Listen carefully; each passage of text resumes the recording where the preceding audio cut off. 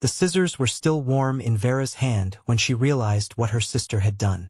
Threads of champagne silk littered the bedroom floor like confetti after a funeral. The dress, her dress, the one she'd spent 3 months' salary on, the only chance she had to blend in at the Castellano Foundation Gala, was gone. Vanished from the garment bag that now hung empty and mocking in her closet. And in 45 minutes, the car service would arrive. Hey, beautiful souls. Welcome back to the channel.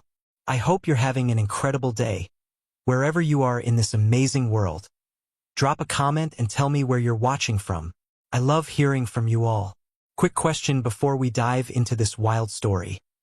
Have you subscribed yet? No? Oh, you're gonna want to hit that button for this one, trust me. This tale has more twists than a pretzel factory, and you won't want to miss a single second. Now, let me tell you about the night Vera Kaufman's life changed forever, and not in any way she could have predicted. Vera stood in her underwear, staring at her reflection in the full-length mirror. Her dark hair was already pinned in an elegant updo that had taken an hour to perfect. Her makeup was flawless, subtle enough to look natural, dramatic enough to photograph well under chandelier light. She looked like someone who belonged at a Billionaire's charity gala. Except she was standing there in a cotton bra and underwear that had seen better days. Her phone buzzed. A text from her sister, Nadine. Sorry, V. Emergency. Borrowed your dress. You understand. XO. Understand. Vera's voice cracked in the empty apartment. You stole it. Her fingers trembled as she typed back. Nadine. That's my dress. For MY event. Bring it back. Now. 3 dots appeared. Disappeared. Appeared again. Can't. Already at Preston's yacht party. It's perfect on me, BTW. You can wear something else. You always figure it out. Vera's vision blurred. This wasn't sibling rivalry. This was sabotage. The Castellano Gala wasn't just any party.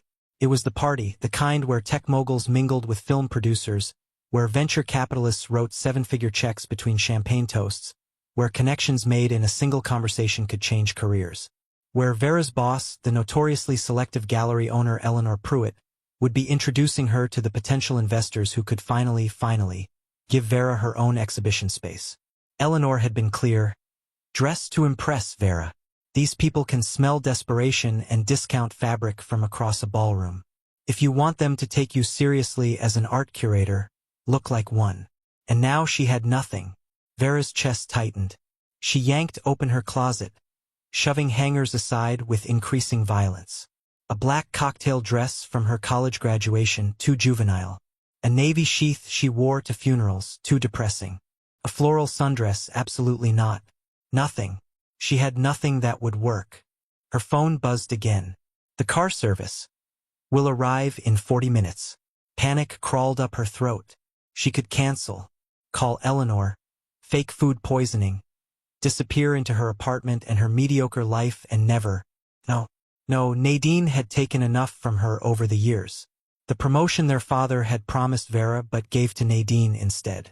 The apartment in Chelsea that was temporarily Nadine's but somehow never became available.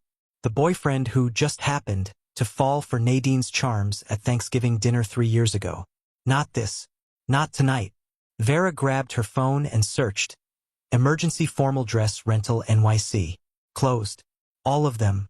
It was 7:15 p.m. on a Saturday. She tried boutiques. Closed. Department stores. 40-minute subway ride minimum, and they'd be closing within the hour. Her breathing became shallow. The room tilted slightly. Then she remembered. Atelier Constantin.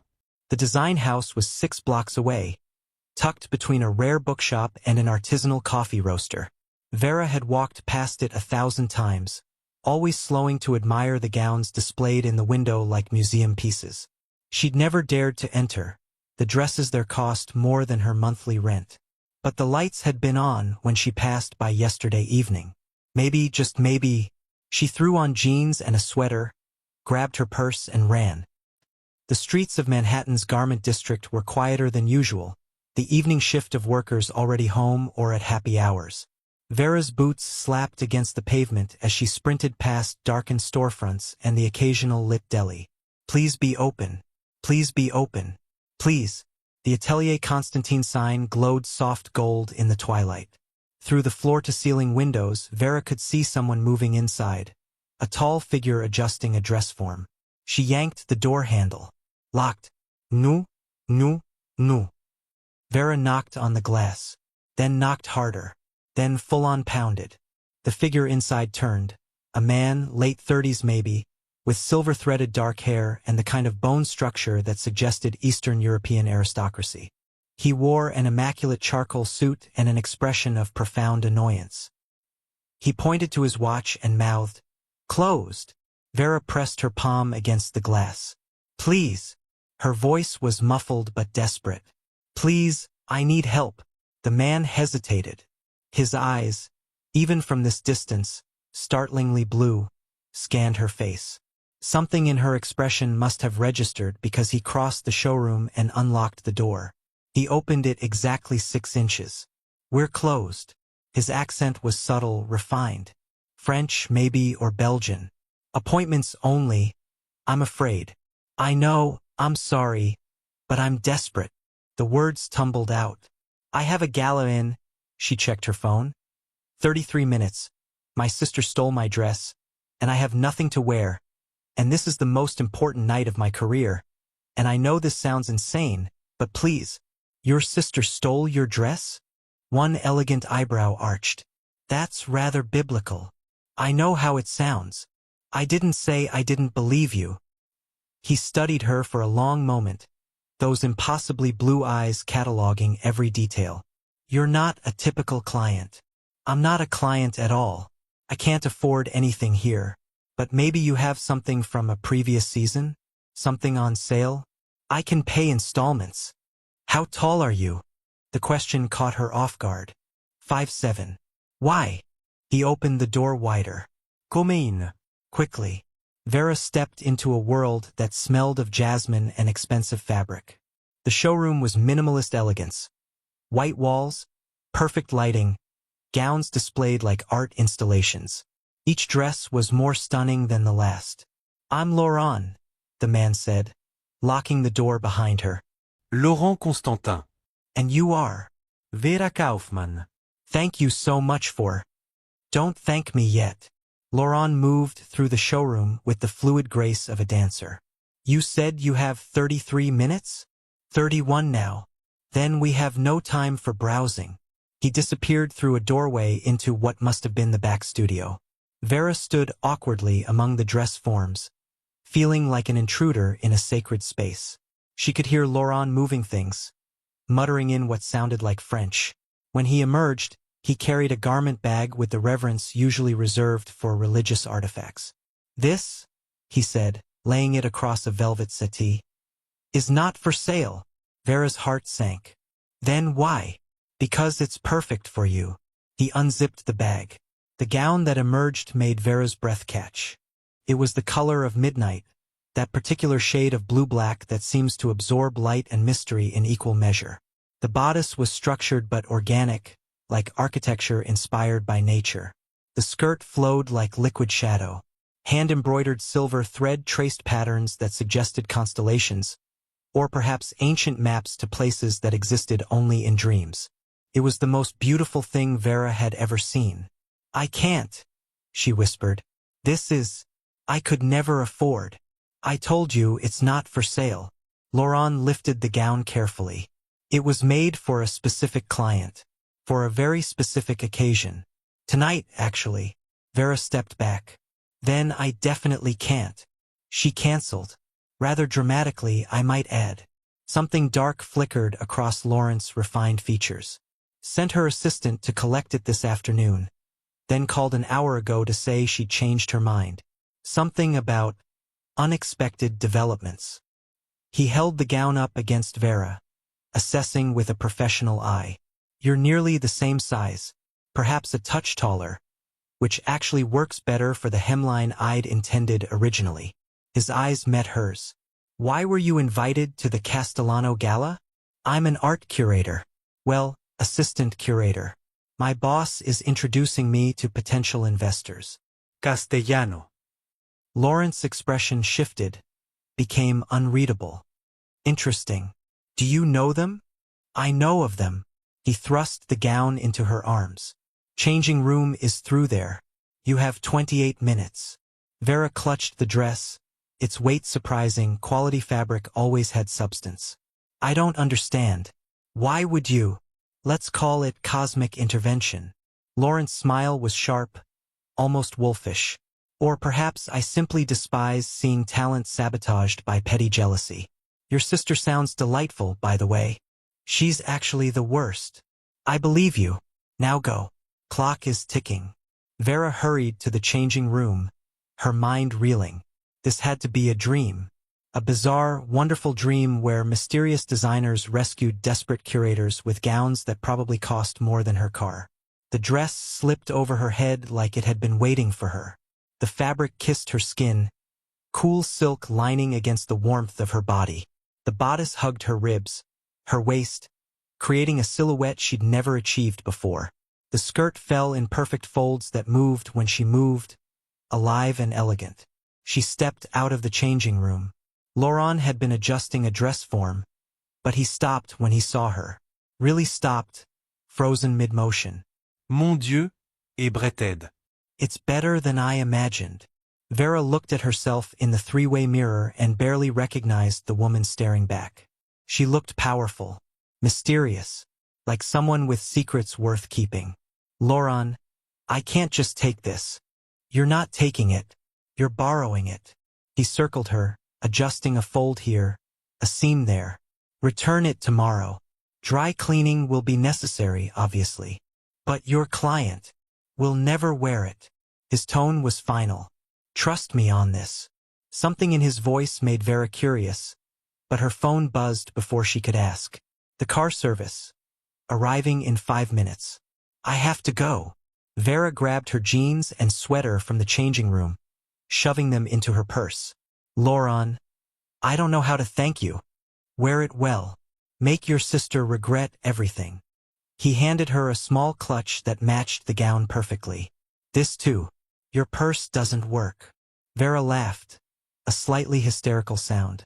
You're either an angel or completely insane. Possibly both.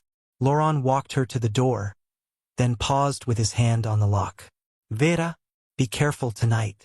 Careful. His blue eyes were serious now, all trace of humor gone. The Castellano Gala. It's not what it appears. Nothing in that world ever is. A chill ran down Vera's spine despite the warmth of the showroom. What do you mean? Just keep your eyes open. And don't trust anyone who seems too perfect. He unlocked the door. Especially billionaires. Before Vera could respond, a sleek black car pulled up to the curb. That's me, she said. Thank you, Laurent. Really, I'll take perfect care of this. I know you will. He held the door open. Oh, and Vera? When someone asks who you're wearing, I'll say Atelier Constantine. Say it's custom. Don't elaborate. That mysterious smile again. Let them wonder. Vera stepped into the cool evening air, her mind buzzing with questions. But the driver was opening the car door, and the clock was ticking, and somewhere across the city, her sister was probably posing in Vera's dress without a shred of guilt. Not anymore. As the car pulled away from the curb, Vera looked back. Laurent stood in the doorway of his atelier, watching her leave. He raised one hand in a subtle wave. Then his phone rang. Even from the moving car, Vera could see the change in his expression, the way his body tensed, the way his free hand formed a fist. He answered, listened for a moment, then turned away sharply and disappeared into the showroom. The last thing Vera saw before the car turned the corner was Laurent through the window, gesturing angrily. His mouth forming words she couldn't hear but could somehow feel the weight of. Her phone buzzed. A text from Eleanor. Car sent for you. Don't be late. Looking forward to introducing you to Sebastian Castellano. He's very interested in emerging curators. Sebastián Castellano. Vera Googled the name as the car navigated through traffic. The search results made her stomach drop. Billionaire tech mogul Sebastian Castellano announces engagement to European socialite. The article was 3 weeks old. The photo showed a devastatingly handsome man in his mid-30s. Dark hair, intense eyes, the kind of face that belonged on magazine covers. Standing beside a stunning blonde woman, Vera clicked the image to enlarge. The woman was wearing a gown in the photograph from the engagement announcement. A different gown, but there was something about the style, the elegance. Another search. Sebastian Castellano fiancé. Breaking. Castellano engagement called off, socialite disappears days before charity gala. The article was dated today. 2 hours ago. Vera's hands started shaking. The gown she was wearing, the one Laurent said was made for a specific client for tonight, she canceled. Rather dramatically. Unexpected developments. Oh God. Vera was wearing a dress meant for Sebastian Castellano's fiancé. The fiancé who had just mysteriously disappeared. The fiancé who was supposed to attend tonight's gala. And Vera was about to walk into a ballroom full of people who would recognize this gown. What had Laurent done? And what exactly was Vera walking into? So what do you think happens next? Drop your predictions in the comments below. I love reading your theories. And if you haven't subscribed yet, this is your sign. Trust me, you don't want to miss how this unfolds. The car glided through Manhattan like a shadow, silent except for the soft jazz playing through hidden speakers. Vera sat frozen in the back seat, her phone screen casting blue light across the midnight fabric of her gown. She should tell the driver to turn around. Should text Eleanor that she was sick, dying, abducted by aliens. Anything but the truth, which was that she was wearing a dress meant for a woman who'd vanished under mysterious circumstances just hours before the biggest social event of the season. But turning back meant giving up. Meant letting Nadine win. Again. Vera's finger hovered over Eleanor's contact, then moved to her favorites. The call connected after 2 rings. Vera. Her best friend Lena's voice was warm, concerned. Aren't you supposed to be at that fancy gala by now? I'm in the car. Lena. I think I made a terrible mistake. What happened? Did Nadine? Nadine stole my dress. Literally took it from my apartment. That absolute. Lena's creative cursing was interrupted by background noise. A crying baby. The sounds of family dinner.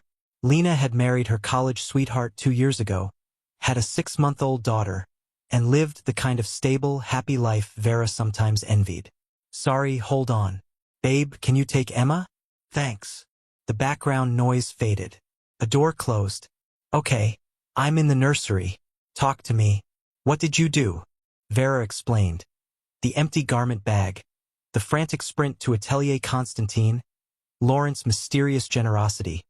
The gown that felt like it was designed specifically to ruin her life. Wait. Lena's voice sharpened. You're wearing Sebastian Castellano's missing fiancé's dress? Vera, that's insane. I know. I was going to say potentially brilliant. Lena had always been the bold one. The friend who'd talked Vera into quitting her soul-crushing corporate job to pursue art curation in the first place. Think about it. You walk in wearing a gown everyone will recognize. You become the most interesting person in the room. Or the most suspicious. Since when are you suspicious? You're wearing a borrowed dress to a party. That's not a crime. But why would Laurent give it to me? He knew who it was for. He knew about the cancelled engagement. Vera watched streetlights blur past the window. He warned me to be careful. To not trust anyone who seems too perfect. Especially billionaires. Silence on the other end. Then, Vera, what if this Laurent guy is using you? Using me for what? I don't know. To embarrass Castellano? To make some kind of statement? Designers can be dramatic. Lena paused. Or maybe he genuinely felt bad for you and didn't think it through. Vera wanted to believe the latter, but Laurent hadn't seemed like someone who didn't think things through. Every movement had been deliberate, every word chosen with precision. What do you think I should do? Honestly, Lena's voice softened. I think you should walk into that gala with your head high and own it. You've spent your entire life playing it safe, being the good sister, the reliable employee, the one who doesn't make waves. And where has it gotten you? Nadine still steals from you. Your family still overlooks you. Your boss still underpays you. Eleanor's giving me a chance. After 5 years of you proving yourself over and over. Vera, you're 29 years old. When are you going to take something for yourself? The car slowed, turning onto a tree-lined street in the Upper East Side. Through the window, Vera could see other vehicles ahead. A glittering parade of luxury cars depositing elegant passengers in front of a Beaux-Arts mansion that glowed like a jewel box. "We're here," Vera whispered. "Then go be magnificent. Call me after and tell me everything." "Lena, what if I'm not enough? What if even in this dress, I'm still just me?" Vera Kaufmann. Lena's voice was fierce. "You are brilliant, talented, and too good for every person who's ever underestimated you. That dress didn't make you special. You made that dress special by putting it on. Now go show them what they've been missing." The call ended. The car stopped. A valet in a crisp uniform opened her door, offering his white-gloved hand. Vera took a breath, then took his hand and stepped out onto the red carpet. The Castellano Foundation Gala was held at the Vandermeer Estate, a mansion that had survived the Gilded Age by becoming a venue for people rich enough to pretend they lived in that era. Photographers lined the walkway, their cameras creating a constellation of flashes. Vera wasn't famous enough to warrant their attention. They lowered their lenses as she passed, but she felt their confusion, their sudden interest as they registered the gown. One photographer actually raised his camera again, squinting at her through the viewfinder. Vera kept walking, channeling every ounce of confidence she didn't feel. The entrance hall was 3 stories of marble and gold leaf, a double staircase sweeping upward like something from a movie about people who summered in the Hamptons and wintered in Aspen. A string quartet played Vivaldi from a balcony. Waiters glided through the crowd with champagne flutes that probably cost more than Vera's monthly rent. And the people, God, the people. Vera recognized faces from magazine covers, from tech conferences, from art world events she'd only dreamed of attending. Women in gowns that cost more than cars. Men in tuxedos tailored to perfection. Everyone beautiful, everyone confident. Everyone belonging to a world Vera had only ever observed from the outside. "Vera, there you are." Eleanor Pruitt materialized from the crowd like a designer-clad specter.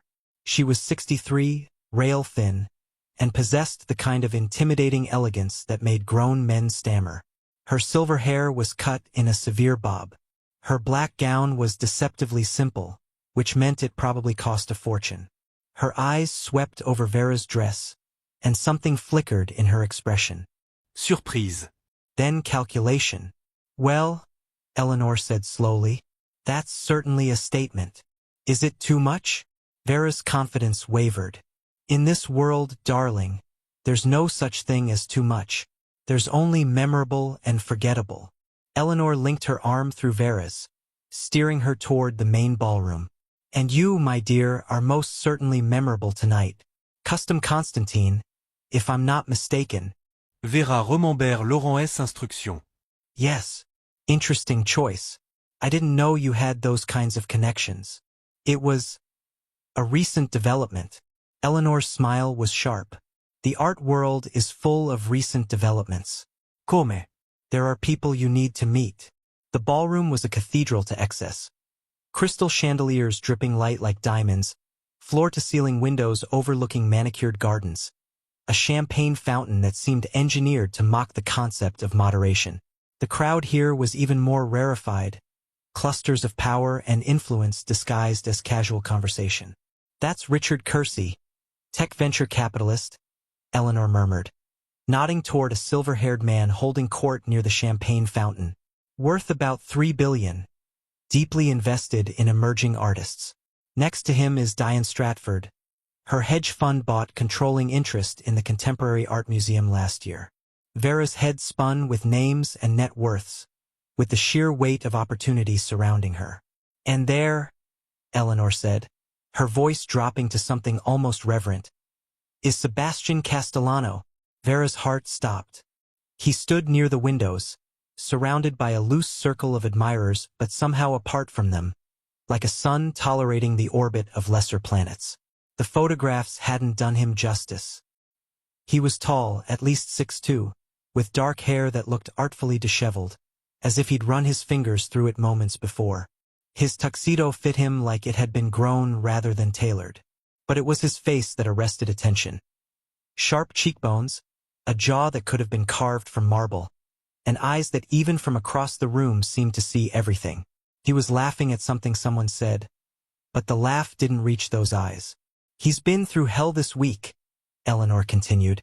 "The engagement ending so publicly, the rumors about why it ended. Some people are saying she left him. Others say he discovered something about her. Either way, he's handling it with remarkable grace." As if sensing their attention, Sebastian Castellano looked up. His eyes locked with Vera's across the crowded ballroom. The world went silent. His expression didn't change, but something happened. A tension, a recognition, though they'd never met. His gaze traveled from her face down to her dress, and Vera watched understanding dawn in those dark eyes. He recognized the gown. Of course he did.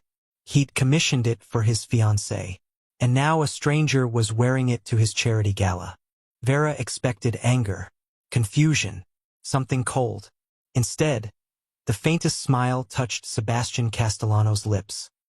He raised his champagne flute in a subtle toast, to her specifically, then turned back to his conversation as if nothing had happened. Did he just? Eleanor's grip on Vera's arm tightened. "My dear, I think you've made quite an impression." Before Vera could respond, a woman appeared at her elbow.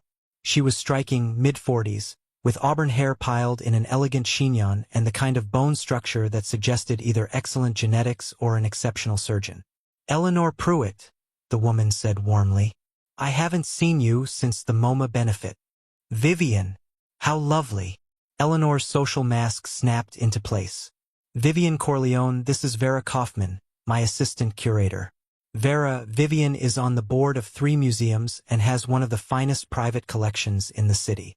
Vivian's handshake was firm, her assessment swift and thorough. "Kaufman. Any relation to Nadine Kaufman at Sterling and Associates?" Vera's stomach clenched. "She's my sister." "Ah." Vivian's smile was knowing. "The ambitious one. I worked with her on a merger last year.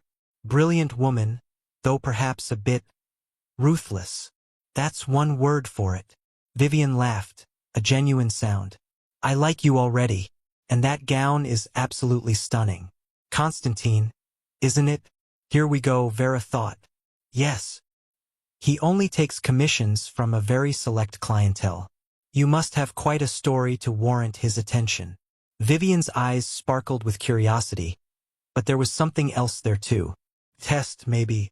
"I believe in being in the right place at the right time," Vera said carefully. "And wearing the right dress." Vivian glanced across the ballroom toward Sebastian Castellano, then back to Vera. "Though I imagine that particular dress comes with its own complications." So she recognized it too. Eleanor was pretending to examine the room, but Vera could feel her attention locked on this conversation. "I'm not sure what you mean," Vera said. "Of course not." Vivian's smile widened. "Well, I'll leave you to Eleanor's capable hands. But Vera, a word of advice. Everyone in this room is wearing a mask tonight. Some masks are just more expensive than others." She glided away, leaving Vera with more questions than answers. Tell me in the comments. Do you think Vera should confront Sebastian about the dress? Or let him come to her? And if you're enjoying this story, subscribe so you don't miss what happens next. Eleanor guided Vera through a series of introductions: gallery owners, collectors, investors who spoke about art the way some people discuss stock portfolios. Vera played her role perfectly. Knowledgeable but not arrogant, ambitious but not desperate, memorable but not controversial. All while acutely aware of Sebastian Castellano's presence across the room. He hadn't approached, hadn't acknowledged her again.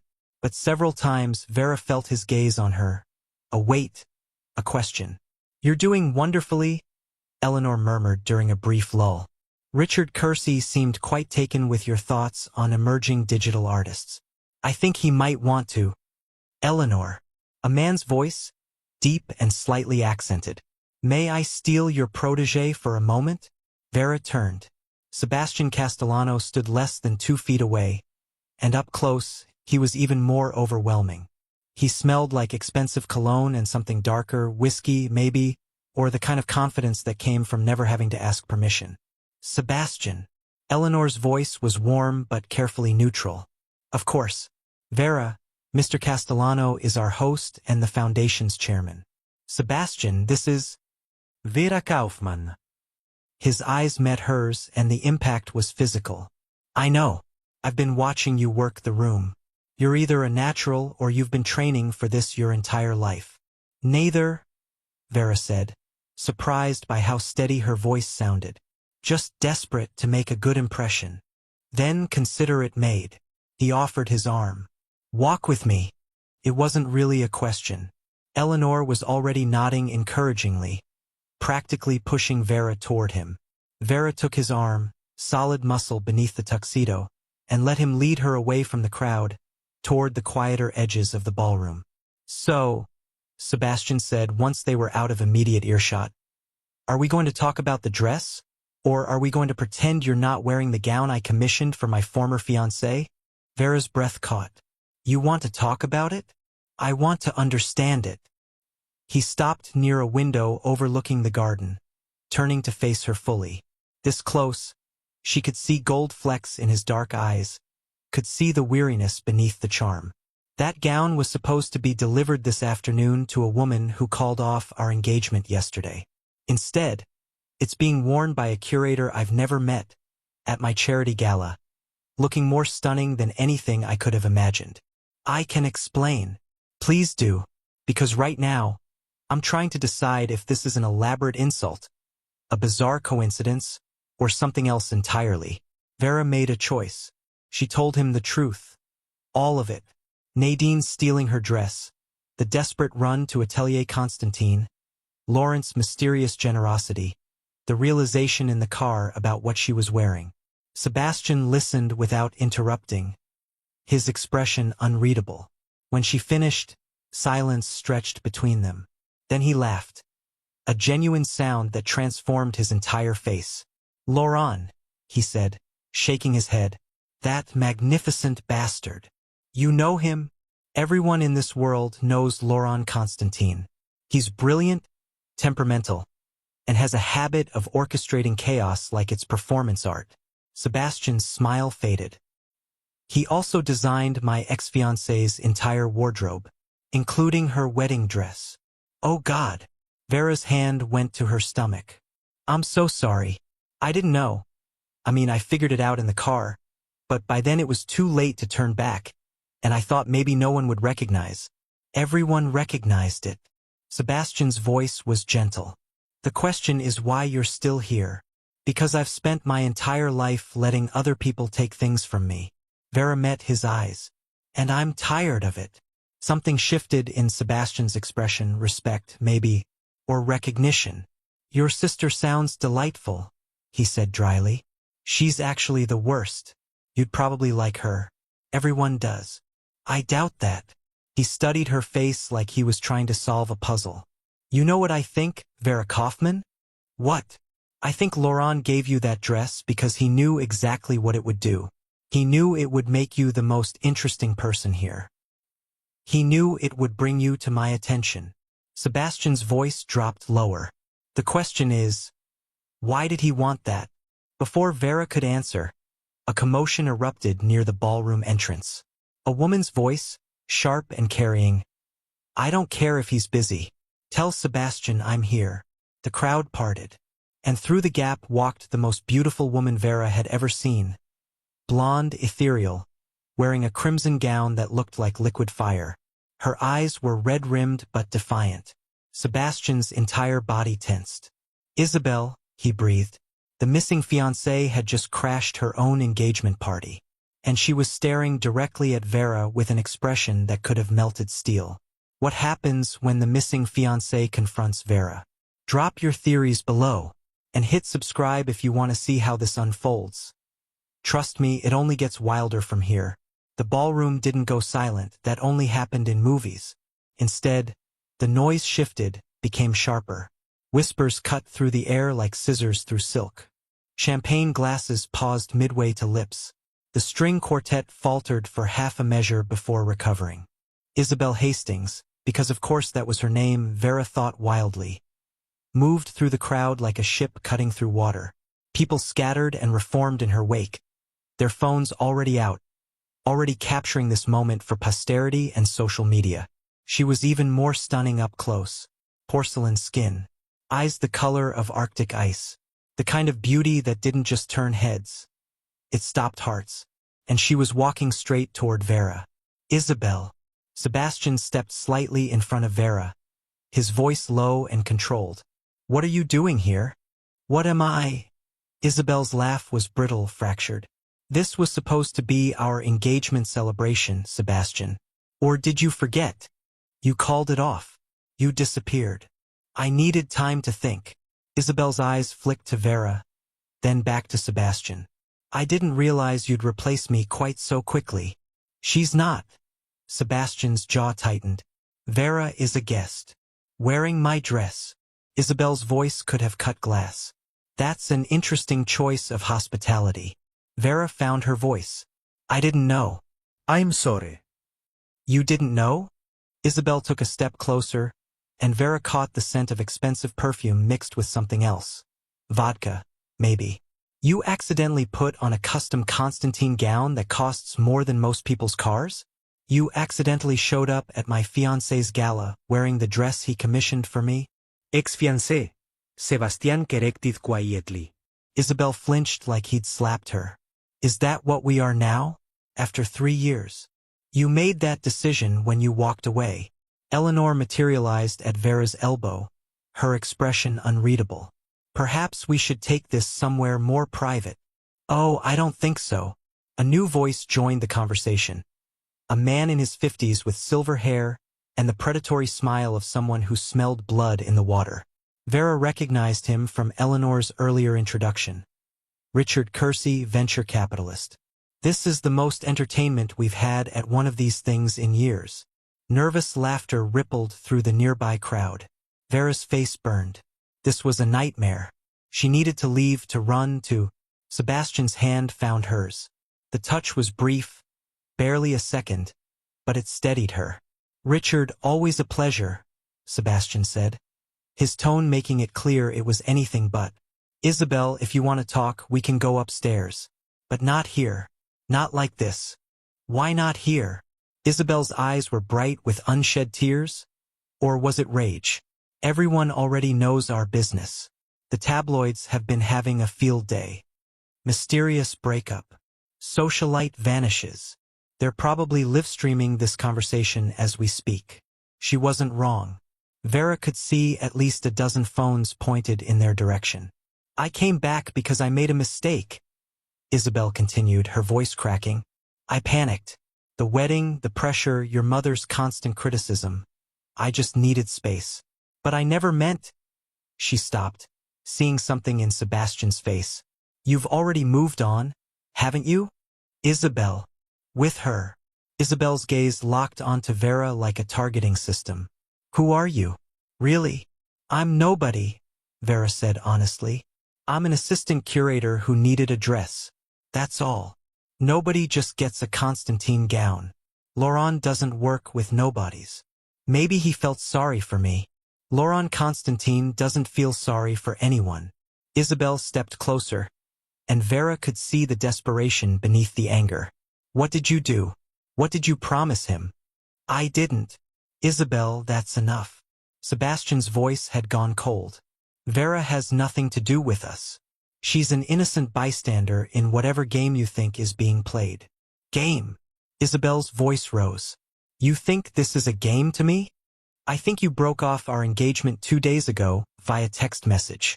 I think you refused to answer my calls. I think you sent your assistant to collect your belongings while I was at work so you wouldn't have to face me. Sebastian's composure was cracking now, emotion bleeding through. So yes, Isabel, I think this is a game. And I'm done playing. The words hung in the air like smoke. Isabel's face crumpled. For a moment, Vera almost felt sorry for her. Until Isabel's expression hardened into something uglier. Fine, she said softly. Then you should know the truth about your mysterious dress donor. Sebastian went very still. What truth? Laurent didn't give her that dress out of kindness. Isabel's smile was razor-sharp. He gave it to her because he's working for my father. The temperature in the room seemed to drop 10 degrees. What? Sebastian's voice was barely above a whisper. My father hired Laurent months ago, not just to design my wardrobe, to gather information. About you, your business, your foundation. Isabel's eyes glittered with malicious triumph. Why do you think I really left, Sebastian? Because Daddy's been planning a hostile takeover of Castellano Industries for 6 months. And he wanted me to keep you distracted while he positioned his pieces. Vera's mind reeled. Laurent was a corporate spy? You're lying. But Sebastian's voice lacked conviction. Am I? Ask yourself why Laurent suddenly took such interest in you. Why he insisted on designing everything for me. Why he was always around, always asking questions. Isabel turned to Vera. And now he's sent you, a nobody, an assistant curator who just happened to show up at exactly the right moment, wearing exactly the right dress, to catch exactly the right person's attention. That's insane, Vera protested. I didn't even know who Sebastian was until tonight. Please. Isabel's laugh was cruel. Everyone knows who Sebastian Castellano is. Eleanor's hand gripped Vera's arm, supportive or restraining. Vera couldn't tell. Sebastian was staring at Vera now, and she could see the doubt creeping into his expression. The walls going up. Sebastian, I swear I didn't know about any of this. Didn't you? His voice was carefully neutral. You show up at my gala wearing a dress my ex-fiancé was supposed to wear, given to you by a designer who's apparently working for my enemies. That's quite a coincidence. It is a coincidence. Vera's desperation was rising. My sister stole my dress. I panicked. Laurent helped me. That's the whole story. Your sister. Sebastian's eyes narrowed. Nadine Kaufman, who works at Sterling and Associates, the law firm that's been representing the Hastings family for 20 years. Oh God, no. The pieces clicked together with horrible precision. Nadine worked for the Hastings family's lawyers. Nadine had stolen Vera's dress. Had she known? Had this all been orchestrated? I can see you working it out, Isabel said, almost kindly. My father is very thorough. He probably had your sister steal your dress. Probably had Laurent waiting for you. Probably planned every step of this little performance. Vera felt sick. No. Nadine wouldn't. She's selfish, but she's not. Her phone buzzed in the clutch Laurent had given her. With shaking hands, Vera pulled it out. A text from an unknown number. How does it feel to be a pawn? Enjoy the party. J. Jonathan Hastings. Isabel's father. The room tilted. Vera looked up at Sebastian and saw everything she feared in his eyes. Betrayal, suspicion, the cold calculation of a man who'd been burned before. I need you to leave, he said quietly. Sebastian, please. Now. Eleanor was already pulling her toward the exit, murmuring apologies to the staring crowd. Vera went numbly, her mind racing. This couldn't be happening. She wasn't part of some corporate conspiracy. She was just a curator who'd needed a dress. Wasn't she? As Eleanor hustled her through the ballroom, Vera caught one last glimpse of Sebastian. He was standing alone now, Isabel having retreated to her own corner of admirers. He looked exhausted, defeated. He looked like a man who just lost something he hadn't even known he wanted. And Vera realized with a shock that cut through her panic. She'd wanted him too. In those few minutes of conversation, she'd felt something. A connection, a possibility, a future that sparkled just out of reach. Now it was gone. They reached the entrance hall. Eleanor released Vera's arm. I'm sorry, Vera whispered. Eleanor, I swear I didn't know. I believe you. Eleanor's voice was surprisingly gentle. But it doesn't matter what I believe. You need to figure out what's true. And you need to do it fast. How? Find Laurent. Make him tell you the truth. Eleanor pressed something into Vera's hand. A business card. This is a private investigator I've used before. Discreet. Effective. If you're really innocent, you'll need proof. And Vera. Yes. That dress looks better on you than it ever would have on her. Remember that. Then Eleanor turned and walked back into the ballroom, leaving Vera alone in the entrance hall with a ruined gown, a broken opportunity, and the horrible suspicion that nothing about this night had been an accident. Outside, cameras flashed. The photographers who'd ignored her arrival were desperate for her exit. Vera pulled out her phone and called the one person who might have answers. Laurent answered on the first ring. Vera. I've been waiting for your call. What did you do? Her voice shook. What the hell did you do to me? I gave you exactly what you needed. Laurent's accent was thicker now, his voice tight with emotion. A chance to be seen, to be remembered. You used me. No. The word was sharp. I freed you. But Vera, you need to listen very carefully. Nothing tonight was what it seemed. Not Isabel's return. Not her father's plans. And certainly not Sebastian Castellano's feelings. What are you talking about? Meet me. Atelier Constantin. 1 hour. Come alone. Laurent paused. And Vera? Don't trust anything Isabel Hastings told you. She's a far better liar than anyone gives her credit for. The line went dead. Vera stood in the cool night air, cameras flashing, whispers swirling. Her entire world collapsed around her. And somewhere inside, Sebastian Castellano was probably cursing the day he'd ever seen her face. What secrets is Laurent hiding? Was Vera really set up? Or is something else going on? Drop your predictions below and subscribe. The taxi ride back to Atelier Constantin felt like traveling through a dream, or a nightmare Vera couldn't wake from. Her phone wouldn't stop buzzing. Texts from numbers she didn't recognize. Social media notifications exploding. Someone had already created a hashtag. #MysteryGownGirl. She turned the phone off. The streets of the garment district were quieter now. The Saturday evening crowds thinned to scattered groups of clubgoers and late-shift workers. Atelier Constantin's windows glowed amber in the darkness. A beacon or a trap? Vera paid the driver and stood on the sidewalk, the midnight gown suddenly feeling heavier, like it was soaked with all the evening's disasters. The door was unlocked. She pushed it open and found Laurent exactly where she'd left him hours ago, standing among the dress forms like a conductor before an orchestra. Except now he held a glass of wine, and his usually immaculate appearance was rumpled. His tie was loosened, his hair disheveled. He looked up as she entered, and something like relief crossed his features. You came. You said you'd explain. Vera's voice was harder than she'd ever heard it. So explain. Did Jonathan Hastings hire you to spy on Sebastian? Did you set me up? Laurent took a long sip of wine. Would you like a drink? You look like you need one. I need answers. Answers are complicated. Wine is simple. But he set down his glass and faced her fully. Sit. Please. Vera remained standing. Talk. Laurent exhaled slowly. Jonathan Hastings did approach me 6 months ago. He offered me an obscene amount of money to design his daughter's wardrobe and report back on Sebastian Castellano's activities, habits, vulnerabilities. Vera's stomach dropped. So it's true. I said he approached me. I didn't say I accepted. Laurent's eyes flashed. I told him to go to hell. Unfortunately, Jonathan Hastings doesn't take rejection well. He began making calls. Suddenly, suppliers refused to work with me. Vendors demanded immediate payment on outstanding invoices.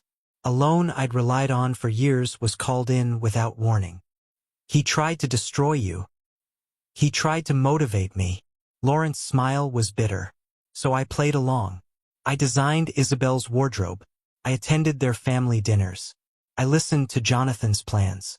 And I reported back exactly what he wanted to hear. That Sebastian was vulnerable, distracted, ready to be taken down. But I lied.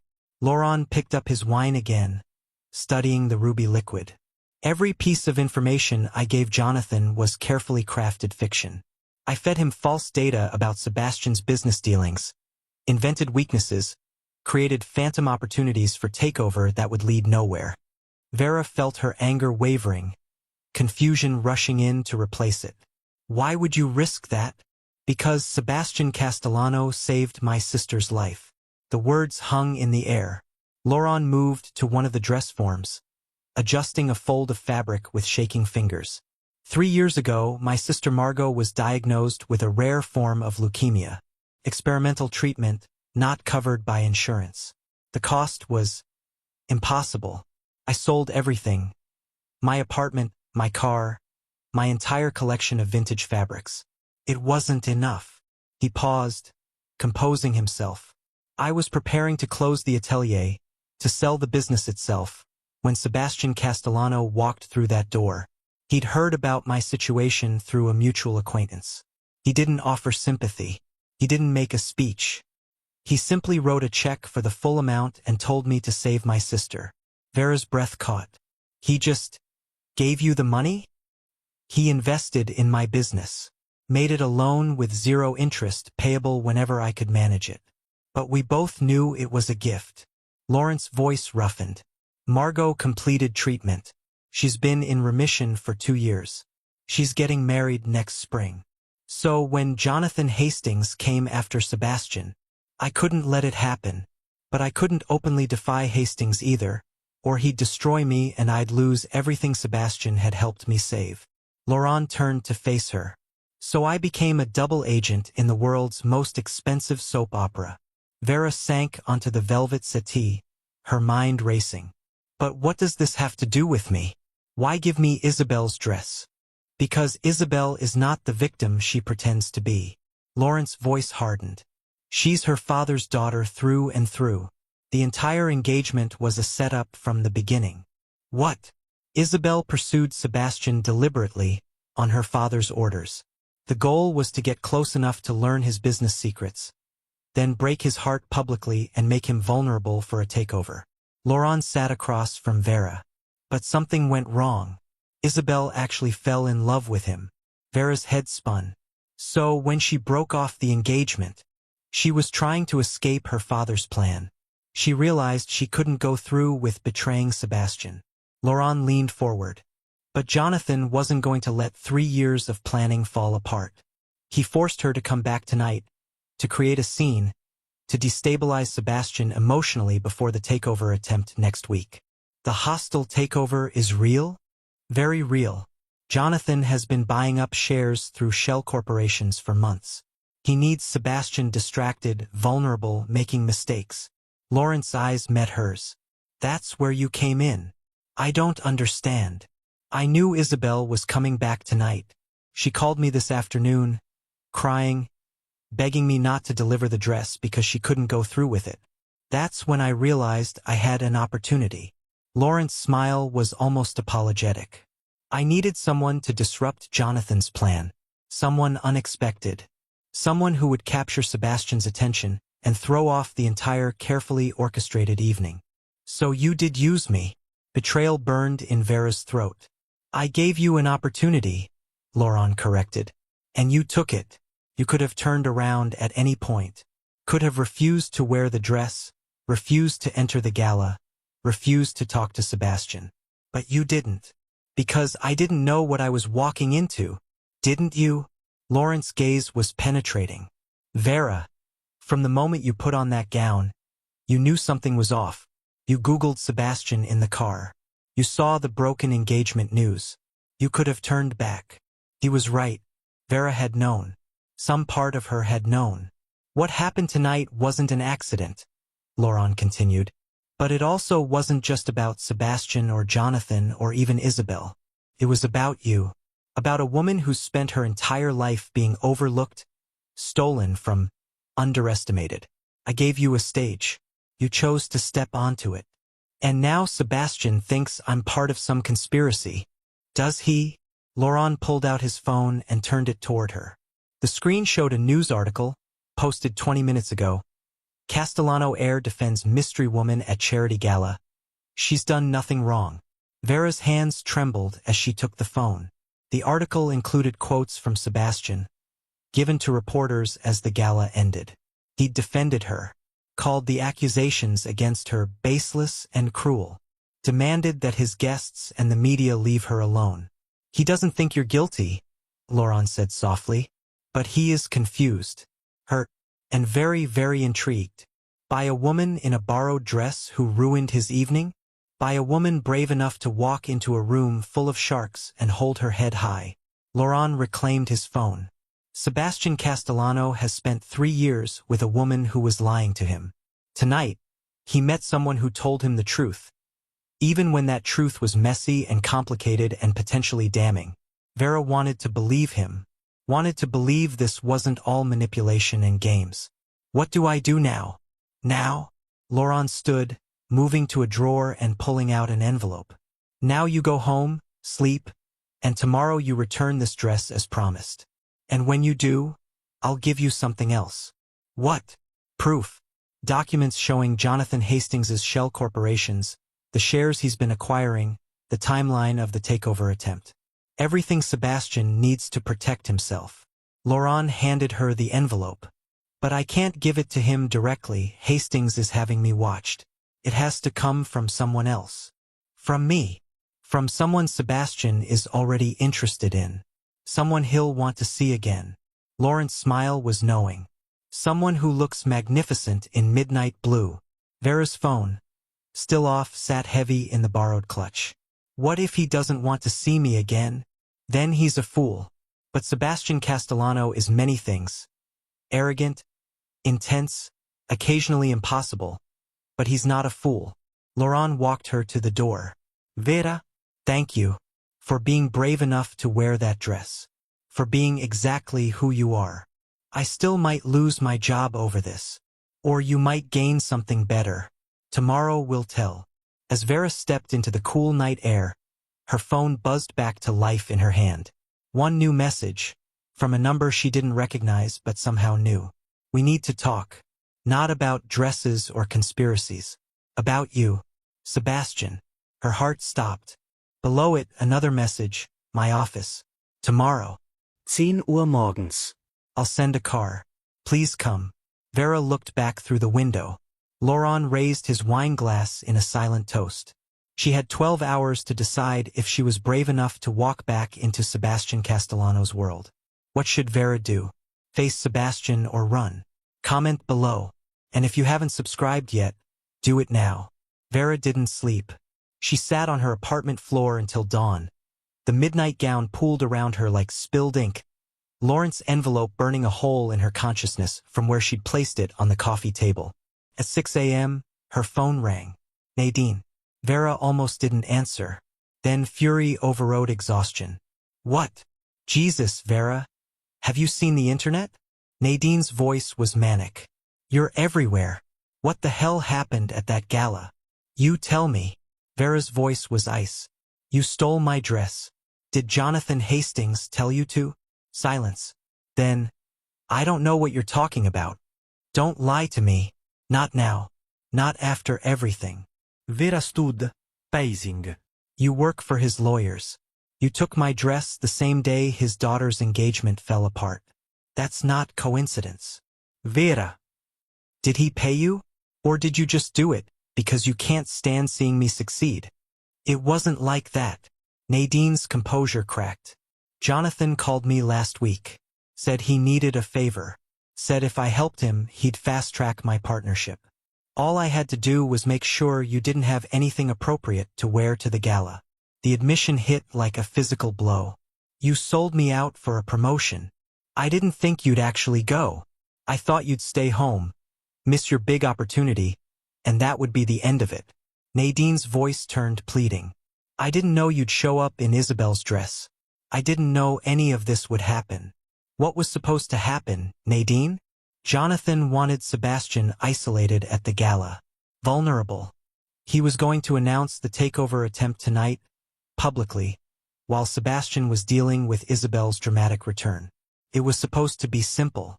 But I complicated it. You destroyed it. Nadine laughed, a broken sound. Jonathan is furious. He's threatening to sue Laurent, to expose everyone involved. And he's blaming me for not controlling you. Good, Vera thought savagely. I have to go. Wait. Vera, please. I'm sorry. I know I've been terrible. But I'm still your sister. No. The word came out firm, final. A sister doesn't sabotage. A sister doesn't steal. A sister doesn't choose a promotion over family. Vera's voice softened just slightly. I'm done, Nadine. We're done. She ended the call and blocked the number. At 9:45 a.m., a black car arrived. The same driver from last night, his expression carefully neutral as he opened the door. Vera wore her own clothes this time. A simple navy dress, professional but not expensive. She carried the midnight gown in Lauren's garment bag and the envelope in her purse. Her heart hammered the entire drive. Castellano Industries occupied the top 15 floors of a glass tower in Midtown. The lobby was all marble and steel, the security more intense than airport checkpoints. But Vera's name was on a list. She was given a visitor's badge and directed to a private elevator that opened only with a key card the security guard provided. Top floor, he said. Mr. Castellano is expecting you. The elevator rose so smoothly Vera barely felt the movement. Only her ears popping gave away the rapid ascent. When the doors opened, she stepped into a reception area that was more art gallery than office. Floor-to-ceiling windows overlooking Manhattan, contemporary sculptures, paintings that belonged in museums. A woman in her 30s with perfect posture and a Bluetooth earpiece smiled professionally. Ms. Kaufman, please follow me. They walked down a corridor lined with more art. Through glass walls, Vera could see conference rooms, open workspace areas, people who looked both brilliant and exhausted. The assistant stopped at a heavy wooden door.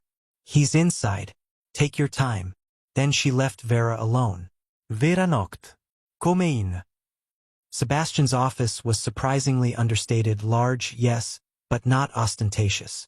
A massive desk held 3 computer monitors and organized stacks of documents. Bookshelves lined one wall, filled with everything from business texts to classic literature. The windows offered a view that made the city look like a toy model. And Sebastian stood by those windows, still in his tuxedo pants and white shirt from last night, tie discarded, sleeves rolled up. He looked like he hadn't slept either. He turned when she entered, and the impact of his full attention nearly stopped her breath. You came. You asked me to. I wasn't sure you would. After last night, he gestured to a leather sofa. Please, Sit. Vera perched on the edge, the garment bag across her lap. Sebastian sat across from her in an armchair, close enough to talk, far enough to maintain distance. I owe you an apology, he said without preamble. I let Isabel get in my head. I let old wounds make me suspicious when I should have been listening. You had every reason to be suspicious. The dress, the timing, my sister's connection to Hastings, none of which you had control over.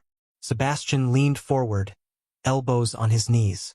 I spent all night thinking about our conversation, about how you looked when you told me your sister had stolen from you.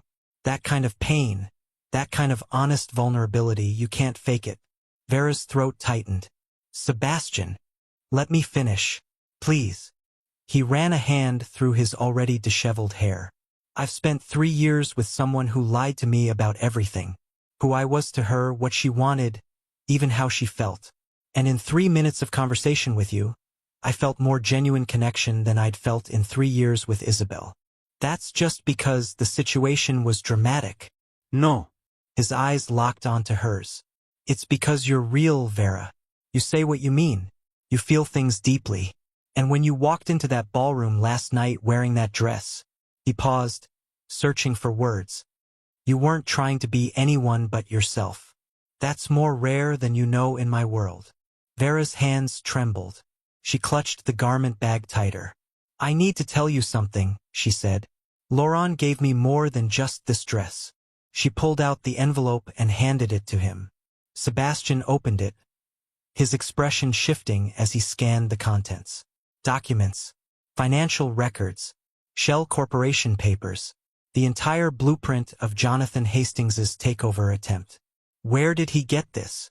Sebastian's voice was sharp. He's been pretending to work for Hastings, feeding him false information while collecting real evidence. Vera watched his face carefully. He did it because you saved his sister. He said you gave him money for her treatment. Something softened in Sebastian's expression. Margot, I'd forgotten about that. He looked up from the documents. How did you get involved in this? Wrong place, wrong time. Wrong dress. Vera tried to smile. Story of my life, apparently. Or right place, right time.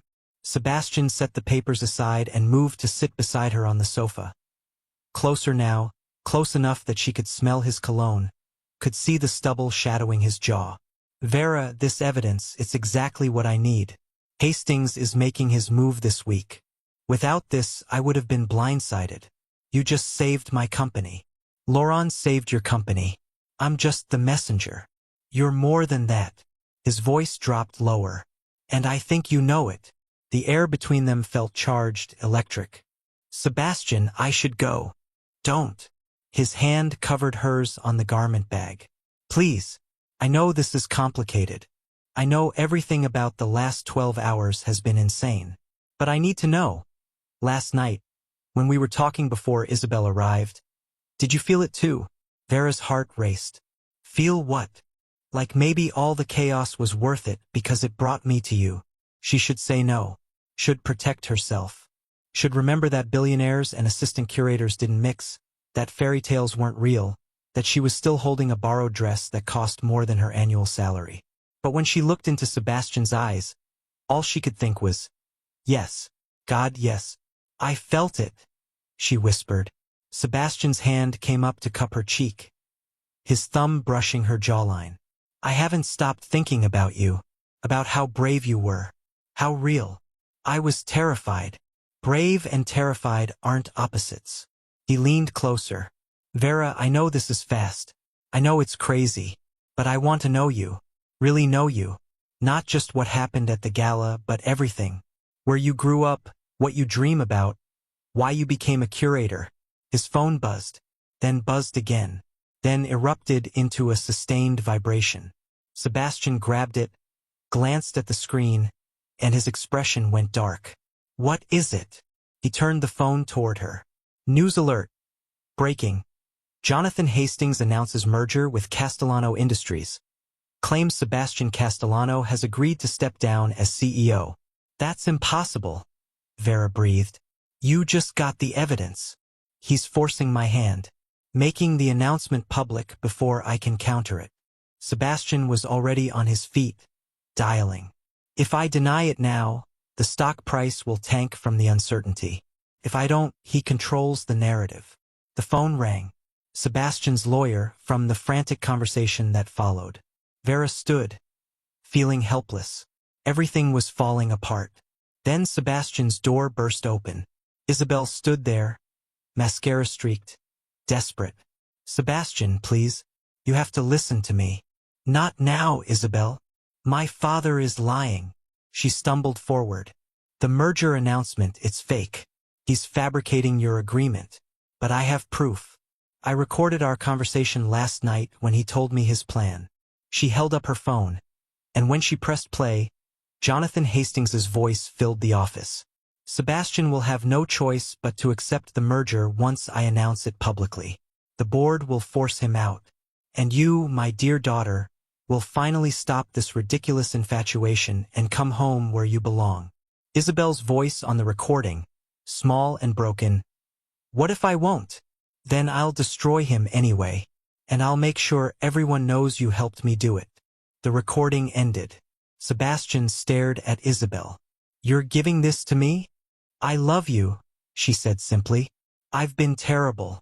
I've lied and manipulated and been my father's puppet. But I love you. And I can't let him do this. She looked at Vera, and something passed between them. Understanding, maybe. Recognition. I was never good enough for him, Isabel said to Vera. But I think you might be. Then she transferred the recording to Sebastian's phone and walked out, leaving chaos and possibility in equal measure. What happens next? Drop your predictions. And subscribe. The next 4 hours were a blur of lawyers, conference calls, and crisis management. Vera watched from the corner of Sebastian's office as his world imploded in real time. Board members called demanding explanations. Shareholders panicked. The stock price fluctuated wildly. News outlets ran contradictory stories, some claiming Sebastian had secretly agreed to the merger, others suggesting a hostile takeover, still others speculating about personal drama involving his ex-fiancée and a mysterious woman in a designer gown. Through it all, Sebastian remained focused. Cold. The warm man who'd touched her face and asked about her dreams was gone, replaced by a CEO fighting for his company's survival. Vera felt invisible, irrelevant. "I should go," she said during a brief lull around 2 p.m. Sebastian looked up from his fourth conference call. Phone muted. "What? You have enough to deal with. You don't need me here getting in the way." "You're not." His phone erupted again. 3 lines simultaneously. "Vera, wait." But his assistant was already at the door with an urgent message, and lawyers were filing in with new documents, and Vera took the opportunity to slip out. She made it to the elevator before the tears started. Stupid. She'd been so stupid. A few meaningful glances, one almost kiss, and she'd let herself believe in fairy tales. That a billionaire CEO fighting for his empire would have time for an assistant curator whose biggest career achievement was cataloging a minor expressionist collection. The elevator doors opened in the lobby, and Vera nearly collided with someone entering. Eleanor. "Vera." "Thank God." Eleanor grabbed her arm. "I've been calling you. I turned my phone off. I'm sorry, I should have." "Forget that. We have a problem." Eleanor pulled her aside, away from the crowded lobby. The board at the Pruitt Gallery had an emergency meeting this morning. They're concerned about the publicity from last night, about the gallery's reputation being associated with controversy. Vera's stomach dropped. "They fired me. They wanted to. I convinced them to accept your resignation instead." Eleanor's expression was pained. "I'm so sorry, Vera. I fought for you, but they showed me the social media posts, the tabloid articles linking you to Sebastian, to Isabel, to corporate espionage theories. I resign then." Vera's voice was hollow. "Whatever keeps the gallery safe." "Vera." "It's fine. Really. It wasn't fine. Nothing was fine. But what else could she say? "Thank you for trying, Eleanor. For everything." She walked out before Eleanor could see her completely fall apart. Vera's apartment had never felt smaller. She sat on the floor still wearing her navy dress, the midnight gown hanging on her closet door like a ghost of the previous night's impossible dreams. Her phone, turned back on, showed 43 missed calls. Reporters. Unknown numbers. 3 from Lena, increasingly frantic. She called Lena back. "Oh, thank God." Lena answered immediately. "Vera, are you okay? I've been seeing the news, and the photos, and there's this insane conspiracy theory thread on Twitter. I lost my job." Silence. Then, "Oh, honey, I'm so sorry. It's my own fault. I should never have worn that dress. Should never have gone to that gala. Should never have—" Her voice cracked. "Should never have let myself believe someone like Sebastian Castellano could see someone like me as anything but a distraction. That's not true, isn't it?" I'm nobody, Lena. An assistant curator who couldn't even keep her assistant position. "My sister sabotages me, my career is ruined, and the one good thing, the one moment where I felt like maybe I was special, turns out to be just another disaster. Vera Kaufman, you stop that right now." Lena's voice was fierce. "You are brilliant and talented and brave. None of this is your fault. You got caught in the crossfire of rich people's games. Maybe, but I'm the one who ends up alone with nothing." A knock at the door interrupted them. "Hold on," Vera said, padding to the door. She looked through the peephole. Laurent stood in the hallway, holding a bottle of wine and looking uncharacteristically uncertain. Vera opened the door. "I heard about the gallery," Laurent said without preamble. I'm sorry. "This is my fault. It's everyone's fault. It's no one's fault." Vera stepped aside to let him in. "Lena, I'll call you back." She ended the call as Laurent entered her modest apartment, his designer suit looking absurdly out of place among her IKEA furniture and second-hand art. "I brought Bordeaux," he said, holding up the bottle. "And an apology. I don't want wine. I want answers." Vera crossed her arms. "Did you know this would happen? That giving me that dress would destroy my career. I knew it would change your life. I didn't know how." Laurent set the wine on her counter. Vera, I gave you a choice. You took it. What happened after, the drama, the publicity, the fallout, that's not on you. Then who is it on? Jonathan Hastings, Isabel, Sebastian, the entire corrupt system that treats people like chess pieces. Laurent's accent thickened with emotion. But not you. You were honest, brave, everything they're not. And now I'm unemployed. Now you're free. Laurent pulled an envelope from his jacket. This is a contract. For a position as lead curator at a new gallery opening in Chelsea next month. Private funding, complete creative control, salary triple what Eleanor was paying you. Vera stared at the envelope like it might explode. What is this? An opportunity. A real one. Laurent held it out. The investor wants someone with vision. Someone not afraid to take risks. Someone who can wear a midnight gown to a billionaire's gala and hold her head high even when the world is watching. Who's the investor? Laurent smiled. Read the contract. With shaking hands, Vera opened the envelope, scanned the first page, stopped breathing when she reached the signature line. Sebastián Castellano. He set this up months ago, Laurent explained. Before he met you, before any of this. He's been funding emerging art spaces across the city, trying to give new talent a platform. When I told him what happened with the gallery this morning, he called the project manager and insisted you be offered the position. He doesn't even know my work. He knows you. That's enough for him. Vera sank onto her couch. I can't accept this. It looks like I'm being bought. Like this whole thing was some elaborate scheme to get a job. Or it looks like a man who recognizes talent trying to fix a wrong. Laurent sat beside her. Vera, Sebastian Castellano is many things, but he's not a fool. He doesn't make business decisions based on pretty faces or romantic feelings. If he's offering you this, it's because he believes you deserve it. But what if I fail?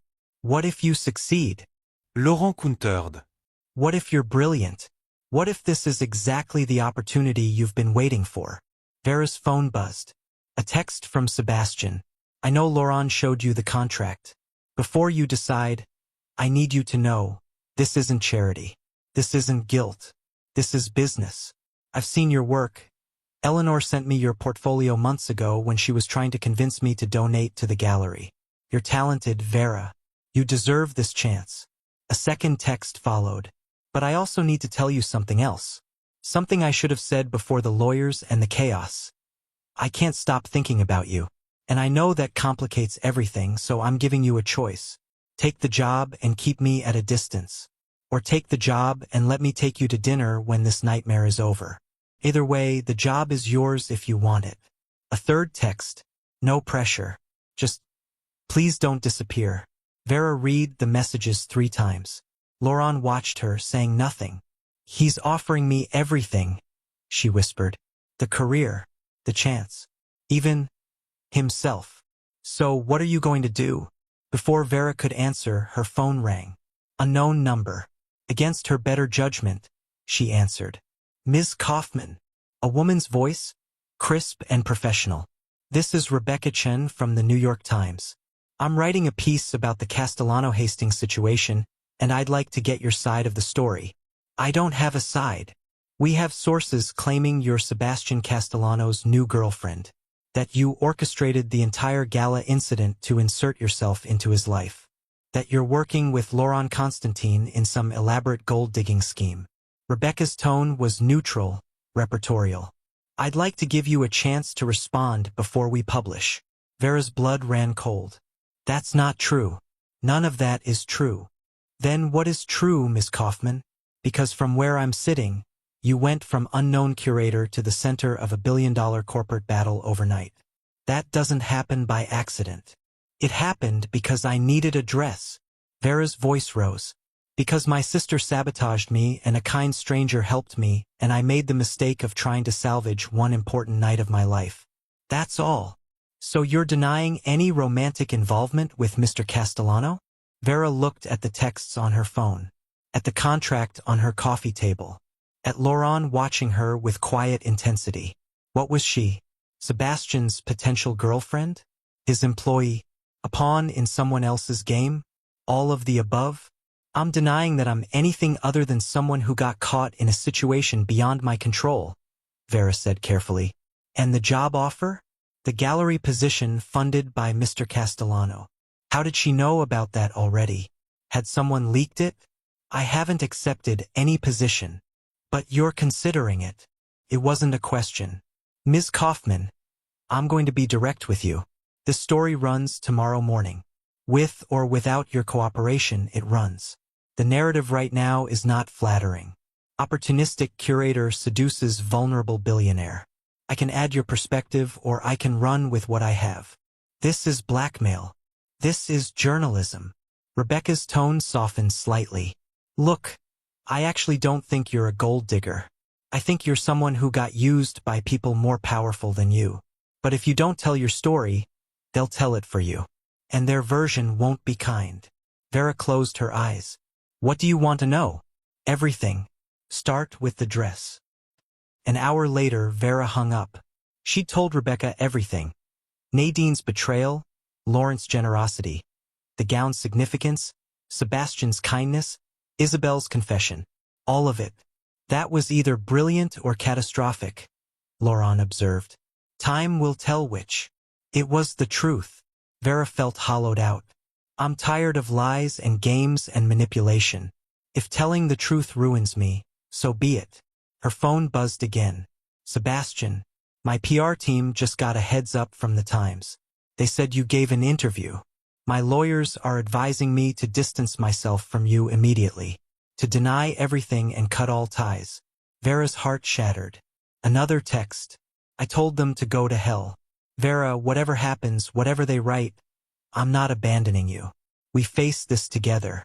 If you'll let me. Together, Vera whispered. Laurent smiled. So what now? Vera looked at the contract, at Sebastian's texts, at the midnight gown hanging in her closet. Now? She took a shaky breath. Now I stop running. Now I fight. It's about to get crazy. Comment your thoughts and subscribe. The New York Times article published at 6 a.m. Vera woke to her phone exploding with notifications. She'd barely slept, had spent most of the night alternating between panic and strange, fierce determination. Now, sitting up in bed, she opened the article with trembling hands. The Woman in the Midnight Gown. How One Curator Became the Unexpected Hero in a Billion-Dollar Battle, by Rebecca Chin. Vera's breath caught as she read. Rebecca hadn't written a hit piece. She'd written the truth. But more than that, she'd written it with empathy, with nuance. The article painted Vera not as an opportunist but as a woman caught between corporate warfare and family betrayal, who'd chosen honesty over self-preservation. The comments section was already filling up. Thousands of them. Finally, a woman who doesn't play the victim. She owns her story. Sebastian Castellano better not let this one get away. Her sister is trash. #Team Vera. This is the kind of integrity we need in the art world. Vera's hands shook as she scrolled. Not all the comments were positive. There were still skeptics, still people calling her a social climber. But the tide had shifted. She was no longer the villain in someone else's narrative. She was the author of her own story. Her phone rang. Sebastian. Did you see it? His voice was rough with exhaustion and something else, pride, maybe. I'm reading it now. You were magnificent. Honest. Brave. He paused. Vera, I need to see you. Sebastian, the optics. I don't care about optics. I care about you. His voice intensified. Meet me. Today. Not at my office, not somewhere public. Somewhere real. Where? The gallery space. The one I'm funding. Where you might work. He gave her an address in Chelsea. Noon. Please. Vera checked the time. 6:47 morgens. She had just over 5 hours. I'll be there.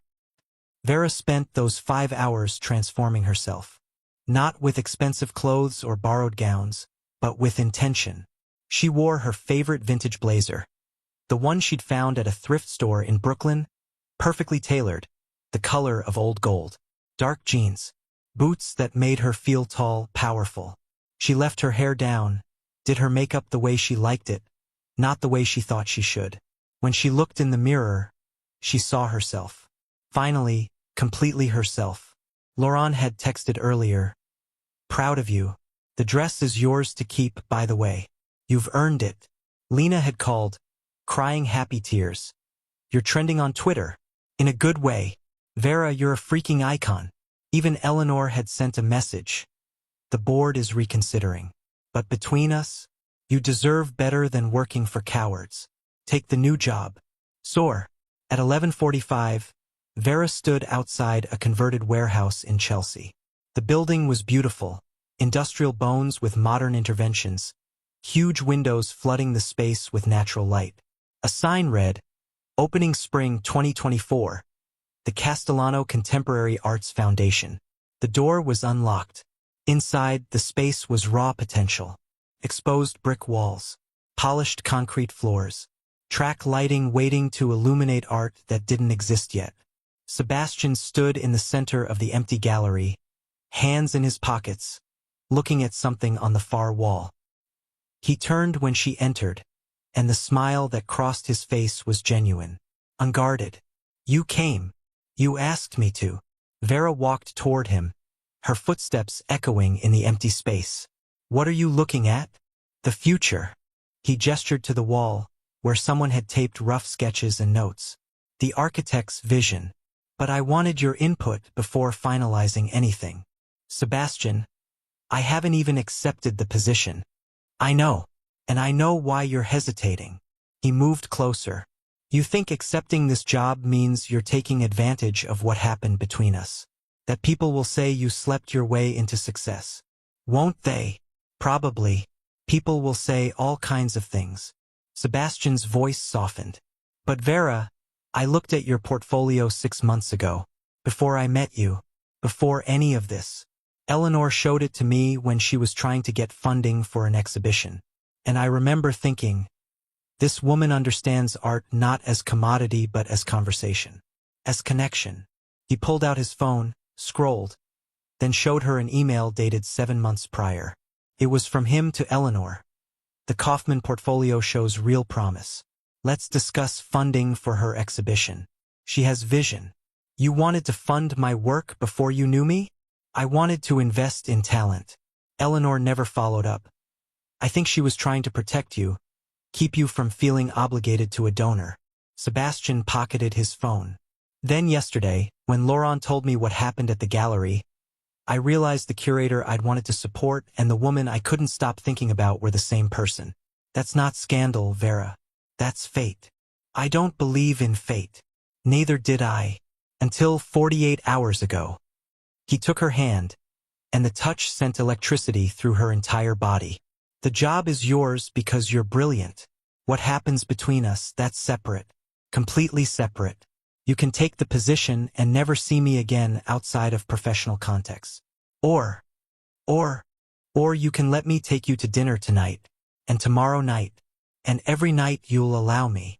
His thumb traced circles on her palm. "Because Vera, I haven't stopped thinking about you since you walked into that ballroom. Not about your dress, not about the drama, about you. The way you stood up for yourself. The way you told the truth even when it would have been easier to lie. The way you see beauty in things other people overlook." Vera's heart was hammering. "Sebastian, you barely know me. Then let me know you. Really know you." He stepped closer. "I'm not asking for promises or commitments. I'm asking for a chance. One real date. No galas, no photographers, no corporate warfare. Just you and me and conversation. What if it doesn't work? What if we're only compatible in crisis? Then we'll find out together. But Vera."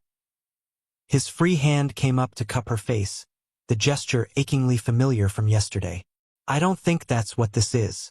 I think crisis just accelerated what was already there." "And what's that?" "Possibility."